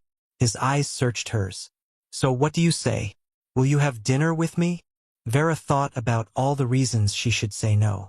The complications, the power dynamics, the public scrutiny, the risk of heartbreak. Then she thought about the midnight gown hanging in her closet, about walking into that ballroom afraid and walking out changed, about telling her truth to the New York Times, About becoming the author of her own story. Yes, she whispered. I'll have dinner with you. Sebastian's smile was brilliant, transformative. He started to lean in. The gallery door burst open. Isabel stood in the entrance, disheveled and wild-eyed. Behind her, 3 security guards were trying to catch up. Sebastian, you have to come now. Her voice was frantic. My father, he's at your office. With the board. He's forcing an emergency vote. Sebastian's entire body tensed. That's not legal. We have protocols. He doesn't care about protocols. He's threatening to release fabricated evidence of financial misconduct. He's telling the board you've been embezzling from the foundation. Isabel stumbled forward. And he has documents. Fake ones, but they look real. Sebastian, if the board votes now, before you can counter, I'll lose the company. Sebastian's voice was hollow. He turned to Vera, conflict written across his features. I have to go. I know. Vera. Go. Save your company. She squeezed his hand. We'll have our dinner. After you win. Come with me. The words burst out of him. Please. I know it's crazy, but I don't want to face this without you there. Isabel's eyes widened. Sebastian, that's not. She's not. She's the only person in this entire nightmare who's been completely honest with me. Sebastian's gaze never left Vera's face. So I'm asking, will you stand with me? Vera thought about the scared woman who'd run through the streets 2 nights ago desperate for a dress. About the person she'd been, always overlooked, always second choice, always playing it safe. That woman would have said no. Would have stepped back, stayed small, let the powerful people handle their powerful problems. But that woman was gone. Let's go win your company back, Vera said. The smile Sebastian gave her could have lit the entire city. As they ran to his car, Isabel following, security guards coordinating, phones buzzing with urgent updates. Vera felt something shift inside her. This wasn't about romance or rescue or fairy tales. This was about choosing herself, her strength, her voice, and maybe, just maybe, choosing someone who saw all of that and wanted to stand beside her rather than in front of her. The war wasn't over, but Vera Kaufman was done being a casualty. She was ready to fight. The final battle is coming. Comment your predictions, and if you haven't subscribed yet, do it now. The Castellano Industries boardroom was a battlefield disguised as elegant corporate architecture. Vera stood against the back wall as Sebastian entered, flanked by his lawyers. The board members, 12 of them, ranging from silver-haired veterans to younger tech moguls, sat around a massive conference table. At the head sat Jonathan Hastings, looking every bit the predator who'd already won. He was in his 60s, distinguished in the way only old money could achieve, with steel-gray hair and a smile that never reached his eyes. When he saw Sebastian, that smile widened. Ah, Sébastien. So glad you could join us. And you've brought guests. His gaze slid to Vera, dismissive and calculating. How quaint. This is a closed board meeting, Hastings. You have no authority to be here. Sebastian's voice was ice. Actually, as of 1 hour ago, I control 38% of Castellano Industries shares. That gives me every right to call an emergency session. Jonathan gestured to the documents spread before each board member. These gentlemen and ladies have been reviewing some concerning financial irregularities. One of the board members, a woman in her 50s named Patricia Chen, looked up. Sebastian, these documents show systematic diversion of foundation funds into offshore accounts under your name. If this is accurate, it's not. Sebastian moved to the table, his lawyer already pulling out a laptop. Those documents are fabrications, and I can prove it. Can you? Jonathan's voice dripped false sympathy. Because they've been verified by 3 independent auditors. Auditors you paid, Isabel said from the doorway. Everyone turned. She looked fragile but determined, nothing like the polished socialite from the gala. Auditors on my father's payroll who'll say whatever he tells them to say. Isabel, darling, you're overwrought. I'm done lying for you, Daddy. She walked into the room, pulled out her phone. I have recordings. Months of them. You explaining how to fabricate evidence, how to bribe auditors, how to manipulate share prices through shell corporations. Jonathan's composure cracked for the first time. You wouldn't. I already sent them to the SEC this morning. Isabel's voice shook but held firm. And to the Times. And to every major financial news outlet. By tomorrow, you won't just lose this takeover, you'll lose everything. The boardroom erupted. Board members talking over each other. Lawyers making urgent calls. Jonathan Hastings's face turning purple with rage. You ungrateful little. Don't. Sebastian's voice cut through the chaos like a blade. Don't speak to her like that. She showed more courage in the last 5 minutes than you have in your entire life. Jonathan laughed. A bitter, ugly sound. Courage? She's a traitor. Just like her mother was. Isabel flinched, but stood her ground. These recordings, Patricia Chun said, pulling the room back to order. How do we verify their authenticity? You can't, Jonathan said quickly. She could have fabricated them, edited them. I have the originals, Vera said. Every eye turned to her. She stepped forward, pulling a flash drive from her pocket. The one Laurent had given her yesterday. The one she'd almost forgotten about in all the chaos. Laurent Constantine provided these to me yesterday. Unedited recordings of conversations between Jonathan Hastings and his legal team, discussing the takeover strategy. Including, Vera met Jonathan's gaze steadily, discussions about using his daughter as an unwitting spy and how to fabricate evidence if the initial plan failed. She handed the drive to Patricia Chin. This is absurd, Jonathan blustered. Who is this woman? Why would anyone believe? Because she has no reason to lie, Sebastian interrupted. Unlike you, she has nothing to gain from this. She's not on my payroll. She's not my girlfriend. His eyes met Vera's briefly. Yet, she's simply someone who was given evidence and chose to do the right thing.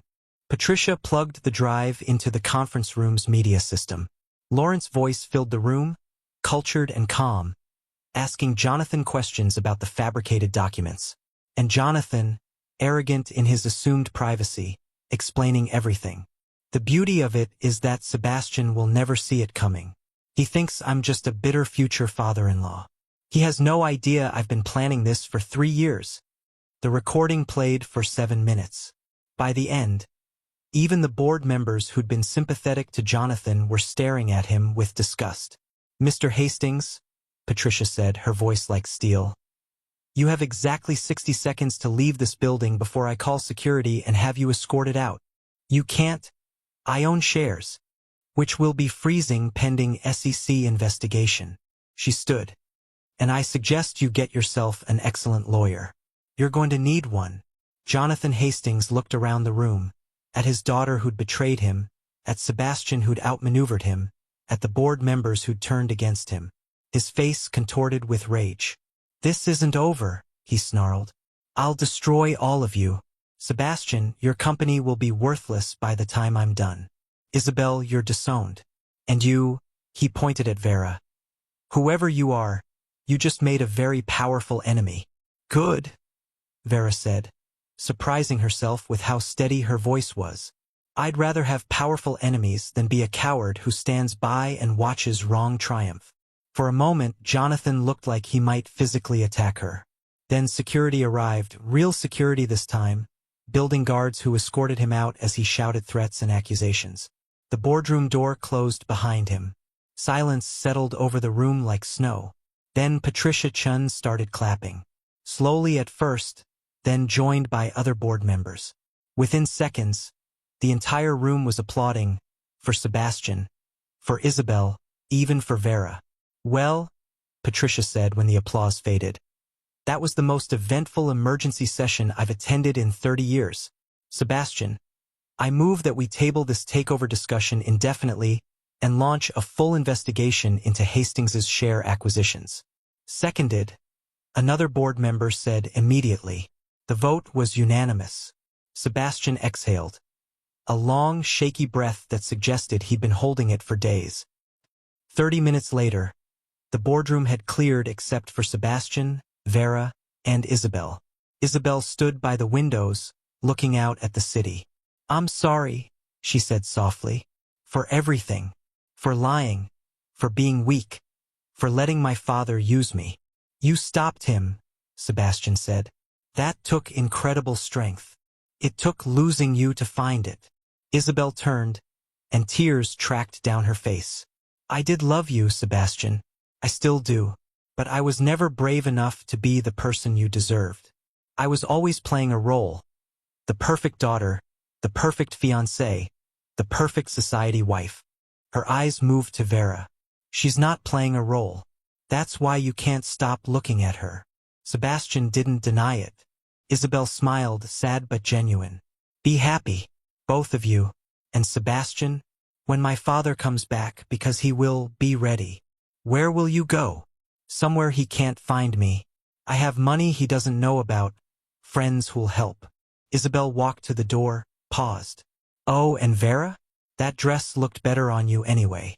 I always knew midnight blue wasn't my color. Then she was gone.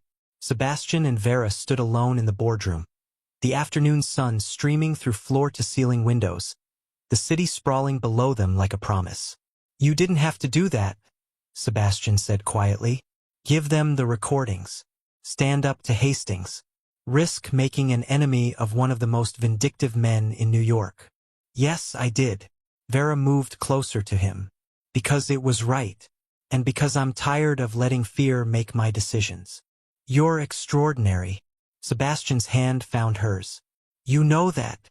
I'm just someone who wore the right dress to the right party. No. His other hand came up to her face, tilting it toward his. You're someone who chose courage over comfort, truth over safety. You're someone who saw injustice and decided to fight it, even when you had no obligation to. His thumb traced her cheekbone. You're the most remarkable person I've ever met. Vera Kaufman. Sebastian. I know we agreed to dinner, to taking things slow, but I need you to know something first. His eyes were intense, vulnerable. When Hastings threatened you, every instinct I had screamed to protect you.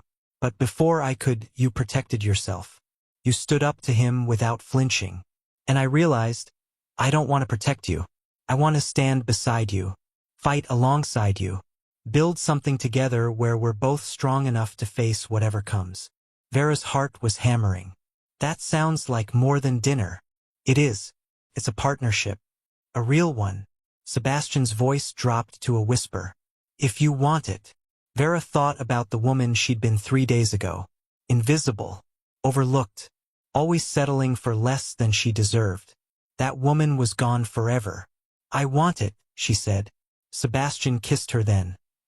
Not the almost kiss from the gallery, but something real and deep and full of promise. Vera melted into it, into him, feeling like every broken piece of her life had led to this moment. When they finally broke apart, both breathless, Sebastian rested his forehead against hers. So, he murmured, about that dinner tonight. Yes, Vera laughed. Definitely yes. Good, because I'm thinking we have a lot to celebrate. He pulled back slightly, his smile turning mischievous. Saving my company, destroying a corporate villain, finding each other in the middle of absolute chaos. And I still need to give you an answer about the gallery position. Take all the time you need. But Vera, his expression turned serious. Whatever you decide about the job, it doesn't change this. I want you to choose that position because it's right for your career, not because of me. What if I choose both? The job and you? Then I'll be the luckiest man in New York. Vera kissed him again, and this time it felt like beginning. Not an ending, but the start of something bigger than both of them. 6 months later, the Castellano Contemporary Arts Foundation opened on a perfect spring evening, the kind where Manhattan felt like anything was possible. Vera stood in the center of the gallery, her gallery, watching as guests filtered through the space she'd transformed over the past months. The opening exhibition, Emergence, New Voices in Contemporary Art, featured 12 emerging artists she'd personally selected. Their work lined the walls, bold and vulnerable and utterly alive. You look nervous, Lena said, appearing at her elbow with champagne flutes. She'd left Emma with her husband for the evening, dressed to kill in emerald green. Stop it. This is incredible. What if no one comes? Lena gestured to the crowd already filling the space. Collectors, critics, artists, supporters. Vera. There are 300 people here and you opened the doors 15 minutes ago. What if they hate the work? Then they have terrible taste. Lena pressed a champagne flute into Vera's hand. Now stop spiraling and enjoy this. You earned it. She had. The past 6 months had been a whirlwind of impossible work.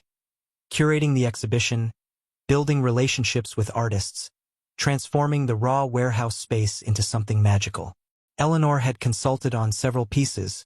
Their relationship evolved into genuine mentorship now that they weren't employer and employee. Lauren had designed the gallery's lighting, refusing payment and calling it an investment in artistic integrity. And Sebastian, Vera's eyes found him across the room, talking animatedly with a young sculptor whose work Vera had championed. He'd kept his promise, the professional and personal stayed separate. He attended openings as a donor, not as her boyfriend. Never used his influence to sway her curatorial decisions. Trusted her completely. He caught her looking and winked. 6 months, and her heart still skipped. He's perfect for you, you know, Lena said, following her gaze. I was skeptical at first. Billionaire boyfriend seemed too fairy tale. But the way he looks at you, like you're the only person in the room worth seeing, that's real. It terrifies me sometimes, Vera admitted. How real it is. Good. Anything worth having should be a little terrifying. A commotion near the entrance drew their attention. Patricia Chen, now chairman of Castellano Industries Board, had arrived with an entourage of serious-looking people in expensive suits. Behind them, Vera's breath caught. Her father stood in the doorway, looking uncomfortable in a borrowed suit. Beside him, looking even more uncomfortable, was Nadine. Vera hadn't spoken to either of them in 6 months. Oh hell no, Lena muttered. Want me to have them thrown out? No. Vera surprised herself with the word. Let them come. She watched as her father's eyes swept the gallery, widening as he took in the crowds, the art, the obvious success. When his gaze found Vera, something like pride flickered across his features. Too little, too late, but there nonetheless. Nadine looked smaller somehow, diminished. The confidence that used to armor her had cracked, revealing something vulnerable underneath. They approached slowly, cautiously. Vera, her father said, this is impressive. Really impressive. Thank you. Awkward silence stretched between them. I'm sorry, Nadine said suddenly. The words seemed pulled from somewhere deep and painful. For everything. For stealing your dress. For sabotaging you. For years of being a terrible sister. Her eyes were red-rimmed. I lost my job. The partnership Jonathan Hastings promised me never materialized. And when the scandal broke, Sterling and Associates let me go to protect their reputation. Vera waited, feeling less satisfaction in Nadine's fall than she'd expected. I've been in therapy, Nadine continued, trying to figure out why I always needed to compete with you, to take things from you. The therapist says it's because Dad always made us compete for his attention, and her voice cracked. I thought if I could just be successful enough, accomplished enough, he'd finally see me. Their father flinched. But watching you build all this, Nadine gestured to the gallery, without competing, without stepping on anyone, just through pure talent and integrity, I realized I was trying to win a game you weren't even playing. You were just being yourself. And that was always enough. Vera felt tears prick her eyes. This wasn't the dramatic confrontation she'd sometimes imagined. It was just sad, and human, and real. I forgive you, Vera said quietly. But Nadine, I need you to understand. Forgiveness doesn't mean forgetting. It doesn't mean going back to how things were. I know. I don't deserve. It means starting over, building something new, if you're willing to do the work. Nadine nodded, tears streaming down her face. I am. I promise I am. Their father cleared his throat. Vera, I owe you an apology too. I favored Nadine. Made you feel like you had to be her to be worthy. That was wrong. You're extraordinary exactly as you are. Thank you. Vera's voice was steady. But I don't need your validation anymore, Dad. I needed it for years and you didn't give it. So I learned to validate myself. He nodded slowly, accepting the boundary. That said, Vera continued, you're both welcome here, at the gallery, in my life. But as the person I am now, not the person you wanted me to be. That's more than fair, her father said softly. Nadine hugged her, quick and fierce, then pulled back before Vera had decided whether to return it. Thank you, for being better than I deserve. They melted back into the crowd, leaving Vera with complicated emotions and Lena's hand squeezing her shoulder. You okay? Lena asked. Yeah, actually I am. The evening progressed in a blur of introductions and compliments. Prominent collector bought 3 pieces. A New York magazine critic called the exhibition a breath of fresh air in a stale art world. Young artists thanked Vera with shining eyes for giving them a platform. Near midnight, as the crowd thinned, Sebastian found her standing in front of her favorite piece, an abstract painting that looked like midnight blue silk catching light. Reminds me of a certain dress, he murmured, wrapping his arms around her from behind. Vera leaned into him.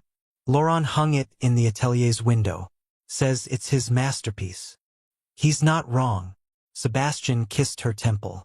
So, successful opening. Critics love it. Collectors are buying. Your family showed up and you handled it with grace. I'd say this calls for celebration.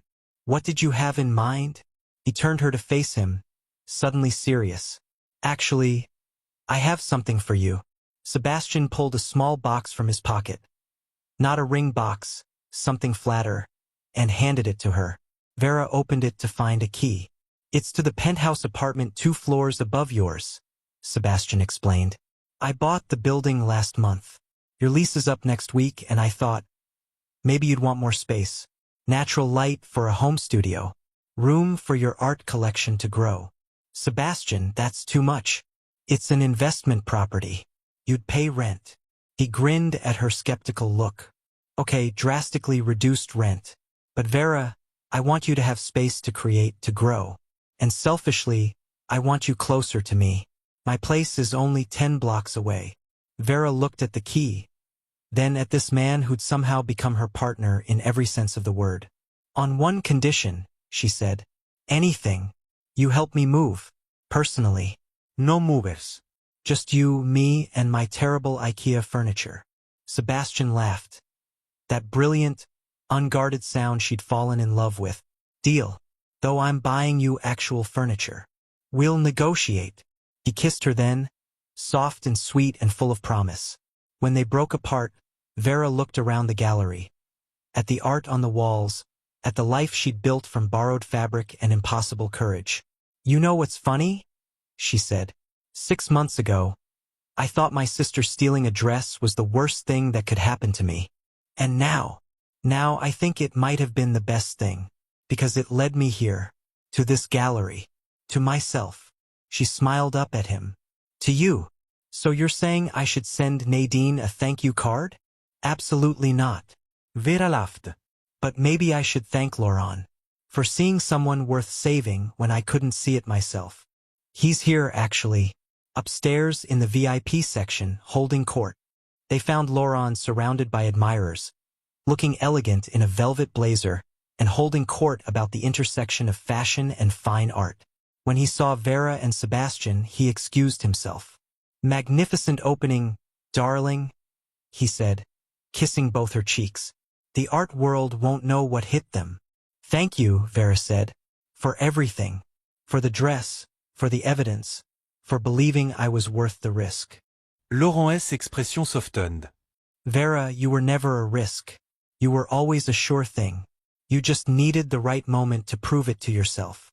He glanced at Sebastian. Though I'll admit, the romantic subplot was an unexpected bonus. You're a meddler, Sebastian said, but his tone was affectionate. I'm a visionary. Laurent winked. There's a difference. Now I'm stealing Vera for one moment. Sebastian, go talk to that collector by the door. He wants to commission a piece. Once Sebastian had moved away, Lawrence's expression turned serious. Isabel sent me something, he said quietly. A letter. She's in Paris working at a nonprofit. Sober. Happy. She asked me to tell you both that she's sorry, and that she's finally becoming the person she should have been all along. Vera's throat tightened. I'm glad. She deserved better than her father's shadow. We all did. Laurent smiled. But some of us found our way into the light. Speaking of which, there's someone here who wants to meet you. He led Vera to a woman in her 30s with Laurence's same blue eyes and warm smile. Vera, this is my sister, Margot. Margot's handshake was firm, her eyes bright. Thank you, she said simply, for helping my brother protect Sebastian, for being brave. He told me everything. I just did what was right. That's rarer than you think. Margot glanced at Laurent. We're rare people, those of us who choose right over easy. I think that's why my brother knew you'd wear that dress well. Not because it was expensive or beautiful, though it was both, but because you had the courage to live up to it.